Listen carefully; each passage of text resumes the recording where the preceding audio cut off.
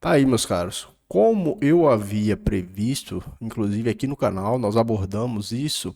As condutas do deputado federal licenciado Eduardo Bolsonaro poderiam ser enquadradas em algumas infrações penais que estão tipificadas no Código Penal. Por quê? Essa coisa de pedir interferência estrangeira, essa coisa de buscar providências no estrangeiro contra autoridades nacionais em razão da realização de suas funções dentro do país, poderia ser enquadrado em diversas infrações penais que estão previstas no Código Penal. E isso foi confirmado hoje, né?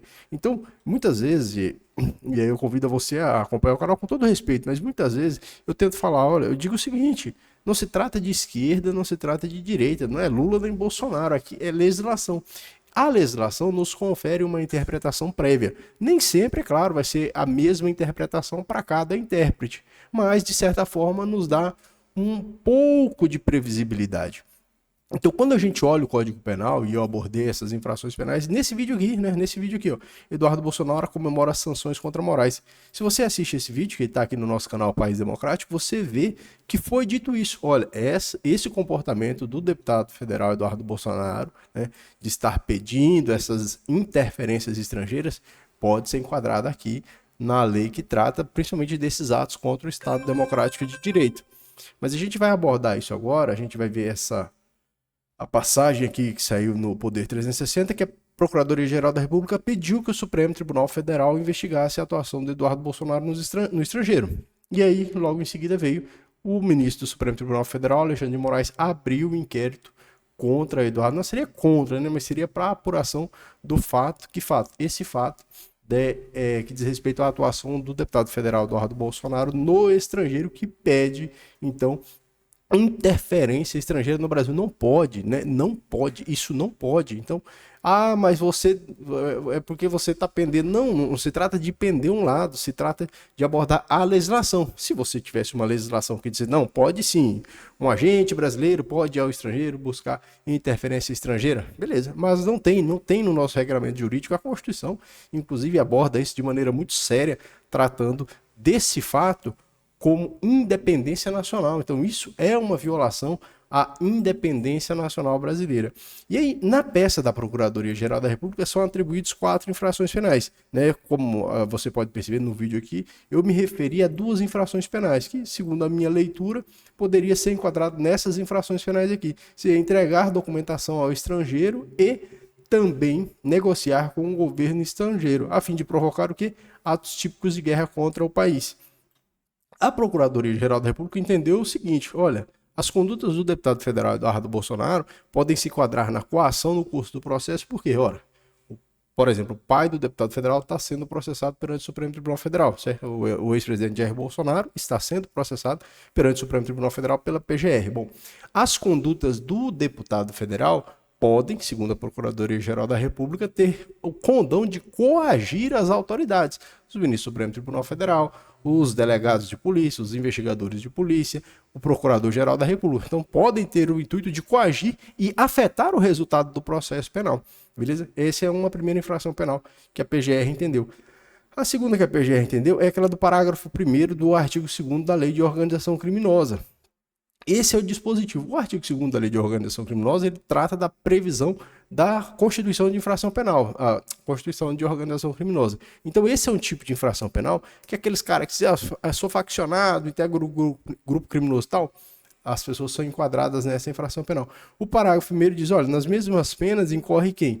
Impede ou, de qualquer forma, embaraça a investigação de infração penal que envolva a organização criminosa. Então, segundo a PGR, a atuação do deputado federal nos Estados Unidos tem o propósito de embaraçar uma investigação dessa infração penal. E entre os crimes que estão sendo apurados pelo Supremo Tribunal Federal nesse inquérito e nesse processo judicial do golpe, também teria o crime de organização criminosa. E o terceiro crime que foi aqui inserido pela PGR seria o crime descrito no 359L, que trata da tentativa de abolição violenta ou mediante grave ameaça do Estado Democrático de Direito.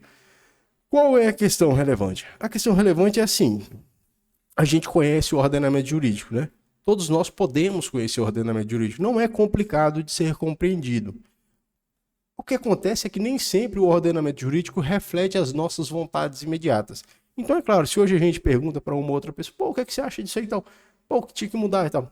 Pô, tudo bem, tem que mudar, mas as mudanças, elas são lentas, né? Elas não podem acontecer de uma maneira muito abrupta, né? Não podem acontecer de uma forma de ruptura. Isso representa a ruptura institucional. Então, por mais que se tenha mudanças, que se pretenda mudança, a gente vê, por exemplo, alguns parlamentares, principalmente os que apoiam o ex-presidente Jair Bolsonaro, pedindo determinadas mudanças muito abruptas. Essas mudanças não podem acontecer sob a égide desse regime constitucional que nós vivemos, né? Então, nós vivemos em um regime constitucional que, inclusive, ele a si mesmo proíbe determinadas mudanças, né? Então, você pode ter mudanças pontuais, desde que você respeite aquilo que o sistema constitucional vigente já determina.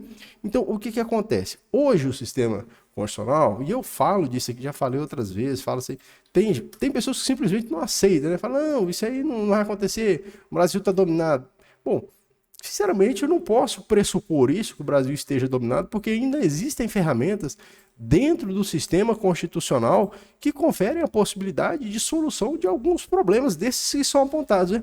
O que os apoiadores do ex-presidente Jair Bolsonaro pretendem? Por exemplo, impeachment do ministro Alexandre de Moraes, né? O ministro Alexandre de Moraes, desde 2021, 2020 ali, o ex-presidente já tinha colocado um alvo nas costas dele. Isso a gente verificava desde que ele começou a conduzir o inquérito das fake news. Então isso se tornou como se fosse um objetivo político, né? Um objetivo político, e a gente percebe isso de uma maneira muito clara. A Constituição tem dispositivos, né, que pretendem a solução disso. Ora, o impeachment do ministro do Supremo Tribunal Federal é conduzido lá no Congresso, pelo Senado Federal. Então essas competências do Senado Federal estão esculpidas na Constituição, e elas podem ser realizadas, né? Agora, tudo bem, pô, imagine se o Senado inicia o processo de impeachment e esse processo é impedido. Não. Aí você teria uma violação muito crassa à Constituição Federal, o que não é o caso. Então, enquanto ainda se tem aqui no artigo 52 da Constituição, o inciso 2, ó, processar compete ao Senado, processar e julgar os ministros do STF nos crimes de responsabilidade. Acabou, né? Para essa questão de se afetar o ministro do Supremo Tribunal Federal, Alexandre de Moraes, existe a previsão constitucional.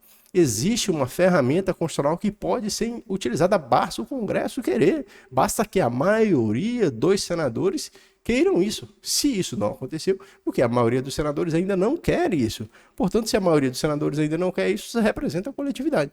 O que se espera? Bom, nas próximas eleições, caso haja uma mudança significativa no Senado e caso esses senadores, então, tenham isso por objetivo, esses objetivos, né, dos apoiadores do ex-presidente Bolsonaro podem se concretizar. Mas então, essas medidas, elas não são tomadas de maneira abrupta, porque isso acaba representando uma ruptura institucional.